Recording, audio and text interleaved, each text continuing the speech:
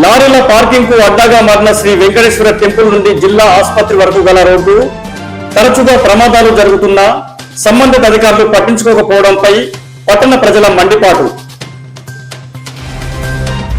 శ్రీ వాసవి మాత జయంతి సందర్భంగా పెద్దపల్లిలో ఆర్యవైశ్య మహిళా సంఘం ఆధ్వర్యంలో ర్యాలీ, సారే చీరలతో ఊరేగింపుగా వెళ్లి అమ్మవారికి సమర్పణ. చీపురై క్రాస్ రోడ్ నుండి రంగంపల్లి వరకు రోడ్డు విస్తరణ రోడ్డుకు ఇరువైపులా సమానంగా చేయాలి. చీపురై క్రాస్ రోడ్ ప్రజల విజ్ఞప్తి. రైతులకు వాతావరణ శాఖ గుడ్ న్యూస్. అండమాన్ దీవులను తాకిన నైరుతి రుతుపవనాలు జూన్ 2వ వారంలో తెలంగాణలో విస్తరించే ఛాన్స్. ఎట్టకేలకు కొత్తపల్లి పెద్దపంకూరు గ్రామాల మధ్య గల రైల్వే అండర్ బ్రిడ్జి కింద సీసీ రహదారి సైడ్ రైల్ నిర్మాణ పనులు ప్రారంభం కావడంతో సంతోషం వ్యక్తం చేసిన కొత్తపల్లి మాజీ సర్పంచ్ ఎలబోతారం శంకర్ గ్రామస్తులు.